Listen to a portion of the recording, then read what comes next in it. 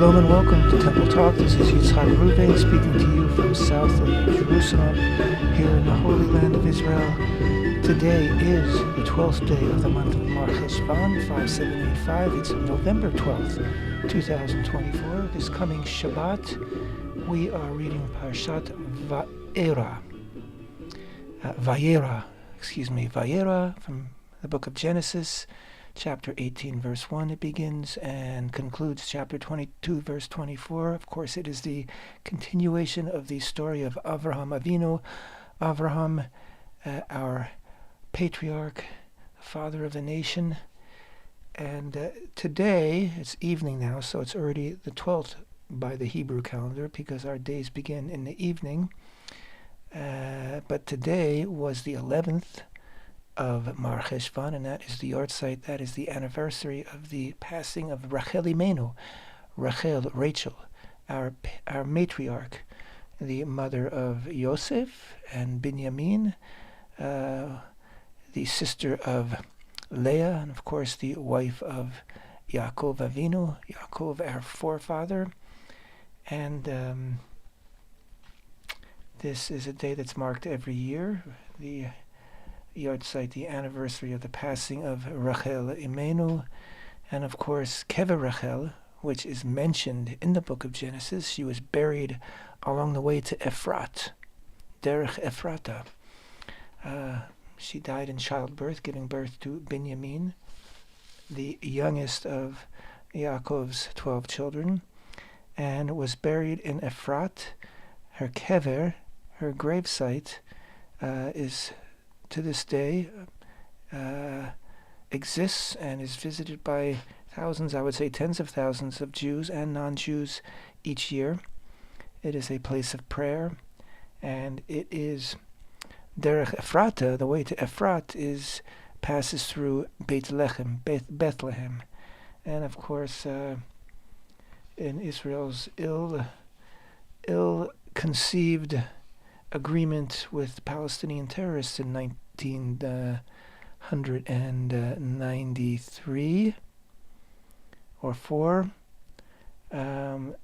Bethlehem was given to the Palestinian Authority to run and for security, and ever since then the path to Kever Rachel, which is just, you could walk it 5-minute, 10-minute walk from the edge of Jerusalem, had to be reinforced. The army's there all the time, and walls, concrete walls, were built around the very simple and beautiful building that houses the grave of Rachel.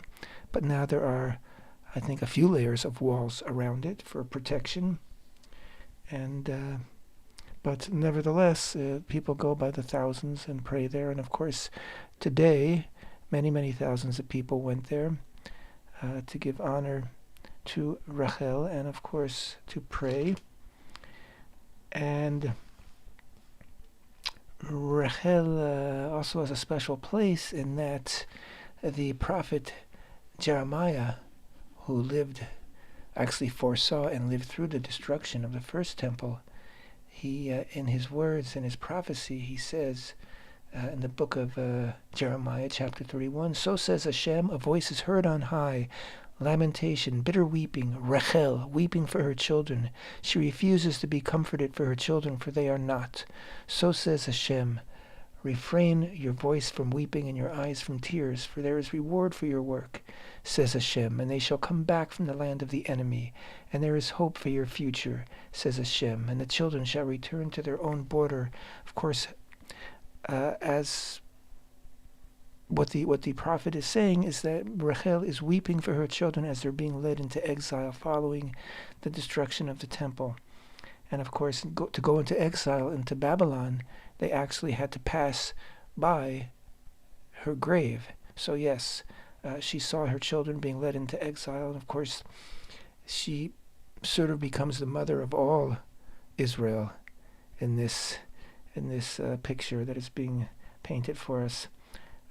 Also the mother of the children of Leah and the children of the two maidservants of Yaakov.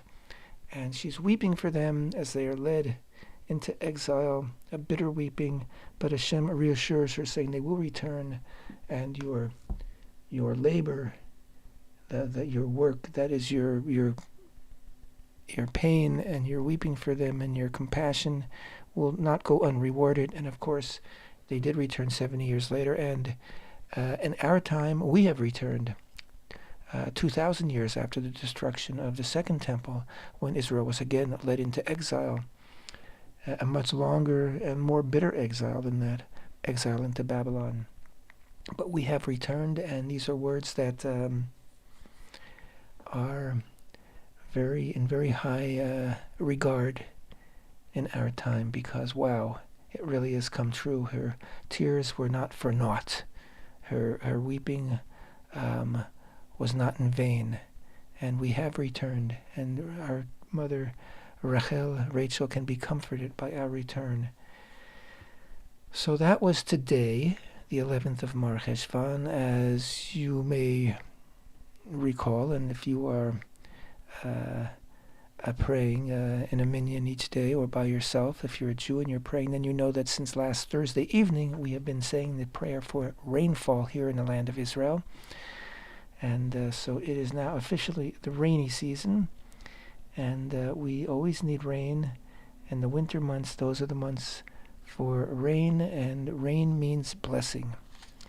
And so we are busy praying for rain 3 times a day.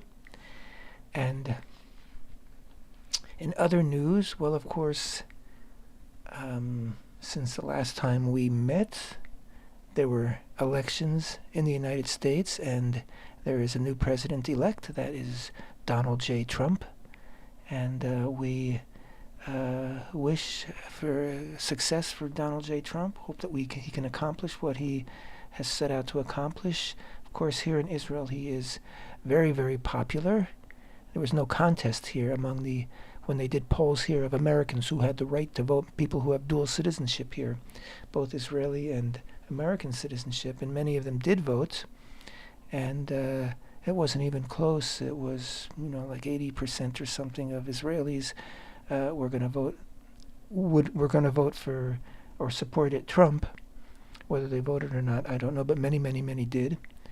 And of course, that is because Trump, in his first term, was very, very pro-Israel, as you know, and also in his statements during the election season, during the campaign, he was very, very pro-Israel. And so far, his appointments that he has announced up to now have been very, very pro-Israel. Elise Stefanik as the U.S. ambassador to the UN. Wow, she is fantastic for Israel. She's fantastic for the Jews of America. She led the hearings when the deans or presidents of the Ivy League colleges were brought before the Congress last fall and had to answer to the anti-Semitic outbursts on their campuses. And I think each and every one of them ended up having to resign after she got through with them. And of course, she has been a very, very staunch, loyal supporter of Israel. Every day, every single day, she posts a tweet on X counting the days that the hostages are still being held. And of course, she has been to Israel at least once, maybe more, since last October 7th. And yes, we are thrilled. Give them hell, Elise. And you're going into the lion's den there. You're going into a place of tremendous tum'ah, impurity, a place of disgusting hypocrisy and hatred for all that is good. I mean, I don't see anything worth anything, much of anything in the UN these days. So you really have your work cut out for you. But I know that you will represent the United States very, very strongly and positively. And I'm also know that you will step up and stand up and defend Israel every chance that you have. And there'll be many chances, because Israel is the most condemned nation by the United Nations. Every year, every week, really, historically, it's just a sickening situation, and we wish you good luck. And of course, Mark Rubio, the Secretary of State, that is fantastic. I think he's, he'll be great for the United States. He'll be great for Israel. Again, pardon me for, I'm here in Israel, and these are the things that matter so much to us. And the United States support and cooperation is so important for Israel. And it's been a real struggle these past couple of years with the Biden administration. Yes, they support us, but with an awful lot of ifs, ands, and buts, and arms slowdowns and all sorts of demands. And of course, we certainly are expecting a 180-degree complete turnaround concerning U.S. Positions regarding Iran, which would be a huge game changer. And there was also Mike Waltz, who is also seemed a very good choice. I think he's going to be the national security advisor. Anyway, so far so good. And Israel is still at war in Gaza and at war in Lebanon, and we are pounding them all the time.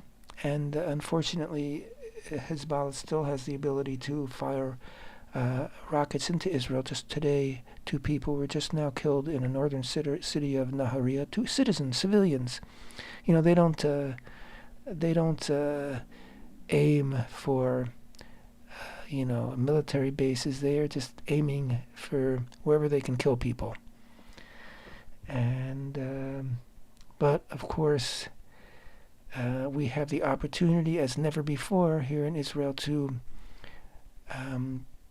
really take out even the nuclear facilities in Iran. Certainly their oil fields, and I'm certain that the government here, I'm certain that Prime Minister Netanyahu is busy, working with the new administration, incoming administration, in order that we're all on the same page. And anyway, it's looking much brighter than it did just a week and a half ago. And Americans, you sent a real message. No ifs, ands, or buts. Use that expression again about what you are rejecting, I would say, and what you are demanding of your government. So our prayers are with you, and may America, be great again. Let's go for it. Okay, let us talk now about Parshat Vayera. And of course, the Parsha opens up with a beautiful scene, so rich and so full of imagery. Let's just read it together. We will read the first few verses, as we always do, in Hebrew and then in English. And it goes like this. Again, chapter 18, verse 1, the book of Genesis. Vayera elav HaShem be'elonei Mamre, v'hu yoshev petach ha'ohel kahom hayom. Vayisa enav vayar v'hine shlosha anashim nitzavim alav. Vayarotz likratam mipetach ha'ohel vayishtachu arza. Vayomer Adonai imna matzati hen be'enecha. Al na ta'avor me'al avadecha. Yukach na ma'at mayim v'rahatzu raglechem v'yisha'anu ta'achat ha'etz v'ekcha fat lechem v'sa'adu libechem achat ta'avoru ki halkin avartem al avdechem v'yomru ken ta'aseh ka'asher ken ta'aseh ka'asher dibarta. Vayomer Avraham va'ohela el Sarah vayomer Mahari shalosh se'im kemach solet lushi va'asi ugot. ואל הבקר רץ אברהם, ויקח בן בקר, ויברח וטוב, ויתן אל הנער, וימהר לעשות אותו. ויקח המאה וחלב, ובן הבקר, אשר עשה, ויתן לפניהם, והוא עומד עליהם תחת העץ, ויאכלו. HaShem appeared to him in the plains of Mamre while he was sitting at the entrance of the tent in the heat of day. He lifted his eyes, Avraham did, and saw, behold, 3 men were standing over him.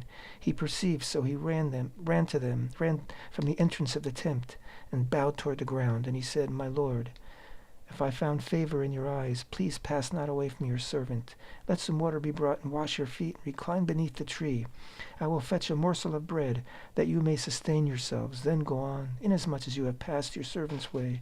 They said, Do so, just as you have said. So Avraham hastened to the tent to Sarah and said, Hurry, 3 seahs of meal, fine flour, knead and make cakes. Then Avraham ran to the cattle, took a calf, tender and good, and gave it to the youth, who hurried to prepare it. He took cream and milk and the calf which he had prepared, and placed these before them. He stood over them beneath the tree, and they ate. So Avraham is sitting at his tent in the plains Mamre, Elone Mamre. Sometimes Elone is really a tree. Sometimes it's translated as the terebinths type of tree. The terebinths of Mamre. It's an oak, type of oak. Also considered a type of oak, and this is in the area of this is in the south, in the area of Hebron or Beersheba. And he's sitting at his tent, and it's the heat of the day. The sun is hot, and HaShem appears to him, and so he's having this encounter with HaShem, and then we're told he lifts up his eyes and he sees 3 men approaching, and he runs to them and says, You have to stop in, get refreshed, I'll give you some food. So basically he interrupts his encounter with HaShem in order to greet these 3 strangers who by all accounts are 3 people passing by. They're idolaters. I mean, everybody's an idolater in that age except for Avraham. And in fact, according to Midrash, one reason why he had them wash their feet is because there was an idolatrous practice of worshipping the dust of your feet. So he has them wash their feet. There's a lot of midrashic interpretations here. One is that we ask the question, why does it mention that it was the heat of the day? Right? That, how's it in Hebrew? Kahom hayom, in the heat, literally in the heat of the day. Now, if we recall, we concluded last week's Torah reading with the circumcision of Avraham and Ishmael and all the men of his household. And so, picking up from there, the Midrash tells us that this is immediately after, and he is still recovering from circumcision, and HaShem made the day especially hot so that Avraham would stay in his tent and rest, that he wouldn't be out looking to greet people, because, as we know, Avraham was a great practicer of what's called in Hebrew achnasat orachim, the bringing into your house of guests, hosting people. It's a tremendous mitzvah, and it's something that is very, very prevalent among Jews to this day, especially observant Jews. It's considered to be a tremendous, great mitzvah, a great deed, and people are very, very proactive about it, and take tremendous pride in having people over and making sure people have what to eat and are taken care of. And Avraham is the forerunner of all that. He's the one who began it all. In fact, there is another midrash that says his tent had 4 sides to it, and each side had an opening, and he would always pitch his tent at a crossroads so that people would, from any direction they were traveling, would see that the door was open and they were welcome. In fact, also according to Midrash, he would invite people in. He would prepare them food, as he does here, have a big meal, and then they would thank him, and he would say, "Don't thank me. It's not for me." And they said, "What do you mean?" He said, This is from God. God provides this food."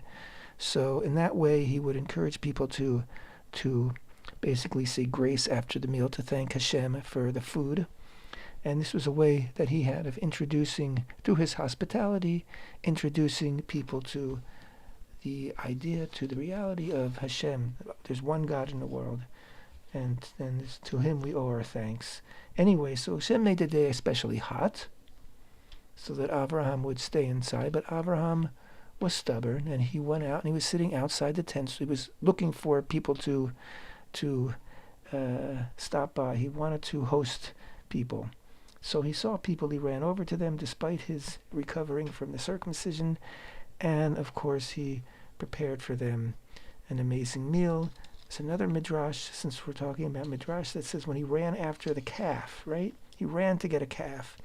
According to this midrash, the calf ran away, and Avraham, who, as I said, was in the south, he was actually, for more clarification, he was in the area of Hebron, and he followed the calf, and the calf ran down into a cave.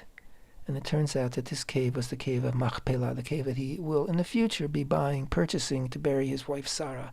But up till now, he wasn't, or at least we weren't aware of the cave, and he follows this calf into the cave, and in the cave he sees Adam and Eve both lying. They're both obviously deceased, and he sees them lying, and each one has a lit candle above their head, and he realizes that he has stumbled into Gan Eden, into the Garden of Eden. And of course, the Garden of Eden is also the place of the Machpelah cave, because we know that not only are all the matriarchs and patriarchs, with the exception of Rachel, as we learned earlier, are buried in the Machpelah cave, as are Adam and Eve.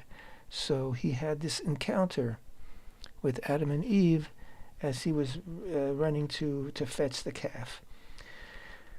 Continuing right along, he hosts these three men, who he thinks are men, but we've discovered that they are actually angels. Now, it's interesting, the word angel in Hebrew is malach, and it's the same word for messenger. So an angel is a messenger of Hashem. An angel has a mission, and he performs his mission, and then he's gone. So these three angels were there, and one of them's special mission was to inform Avraham and Sarah, as they do now, that they will be having a son. They were already told that it's going to happen in last week's parsha, but now they're told that in 1 year from now you will have a son. And the two other angels then continue on toward Sodom, toward Sodom, where, of course, they have been assigned the destruction of the city. And Avraham, as he escorts them out, with another mitzvah, another commandment, another mitzvah, that when someone is leaving your house, the proper thing to do is to escort them a short distance on their way, the proper send-off. So he is walking them toward Sodom, and Hashem is also in their presence. And of course we have the famous line where Hashem says, Avraham's going to be a great nation. There's no reason for me. I should share with Avraham everything that I'm about to do. So he tells Avraham that there are wicked people in Sodom, and he's going to have to destroy the city. And that's when Avraham engages Hashem in sort of a negotiation about, well, what if there's 50 righteous people in the city? You're still going to destroy it? And Hashem says, no, for 50 people I won't. And of course, Avraham talks him down to 10, at which point their conversation concludes, and Avraham goes back home. But here is a beautiful passage. We've been talking about this now over the past few weeks as we've begun the book of Genesis. Hashem, as we've always said, created the world and created man because he wanted to basically share his world with man, share his creation with man. He wants man to be his partner. He wants man to help, as was said to Adam in the Garden of Eden, you will tend to and look over, take care of the Garden of Eden, of creation. And so Hashem wants man to be responsible, to be a partner, not a passive partner, not a silent partner, but a real partner in maintaining Hashem's creation. And man's main domain of area of responsibility, of course, is taking care of himself, of society, of mankind. And so it certainly makes sense that Hashem is going to share with Avraham his intentions. And it makes sense that Avraham's going to ask some questions and make some suggestions and maybe even demands, because basically Avraham is saying to Hashem, if you want to establish justice for mankind, it's essential, and we all know this, it's essential that man sees and understands that it's justice. There's a certain, it has to look like justice. And so, yes, there's an overriding justice that we can never understand, which is why tragedies happen we don't understand. Events happen, historical events happen.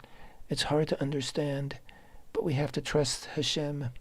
But when it comes to man-made justice, it's essential that we perceive that justice is being achieved. And we all know that when we don't feel that, we lose our faith in our judges and we lose our faith in our system of justice. So here Avraham is sort of really stepping up to the plate because Hashem has given him this opening saying, it's important that we, mankind, understands that you're going to differentiate between, the good people, even in a bad city. And this is sort of I've said this before, and I've gotten some feedback on it that, how could you say such a thing? But I'm going to say it again. It's as if Avraham is sort of giving Hashem a lesson in how to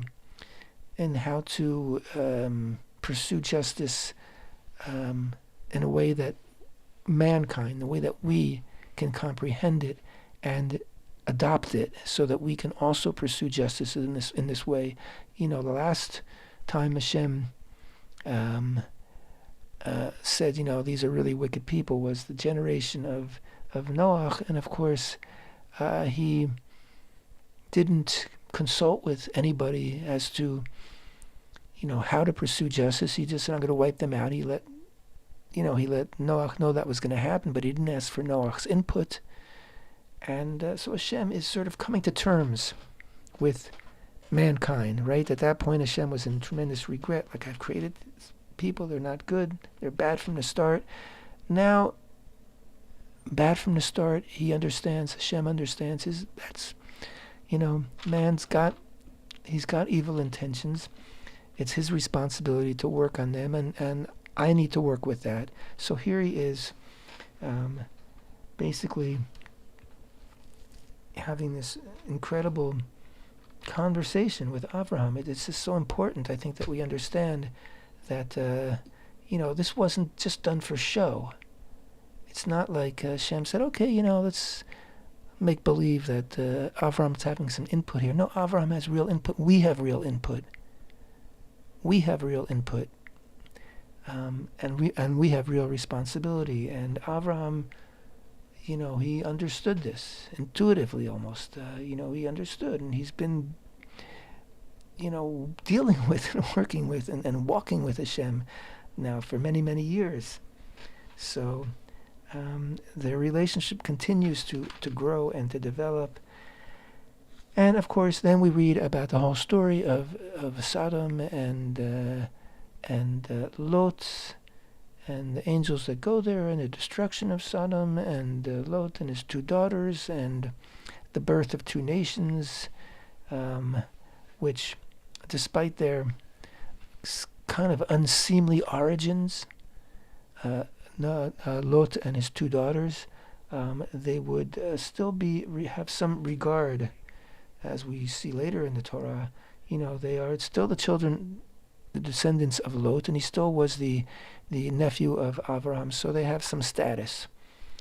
Even though sometimes they were the enemies of Israel, they still had a status. And following that story, there is a story of Avraham and Sarah and Avimelech, and the whole story there.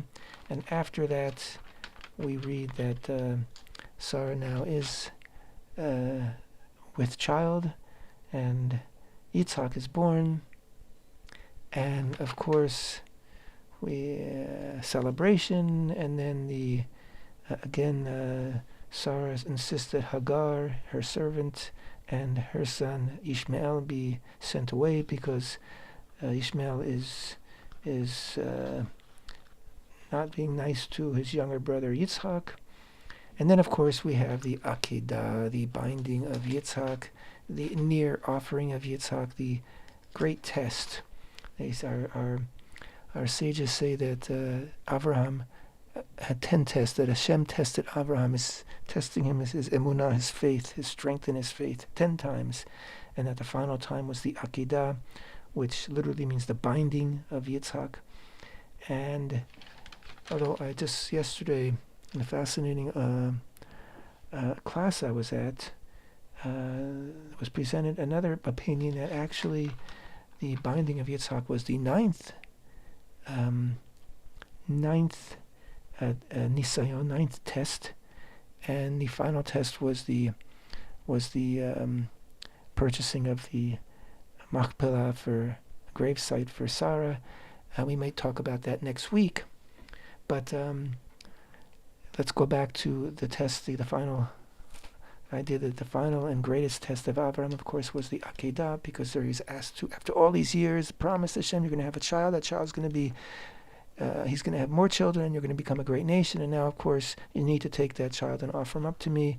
And Avraham doesn't hesitate, but he rises early in the morning to go out to the place that Hashem will show him in order to perform this very, very difficult task that Hashem has given him.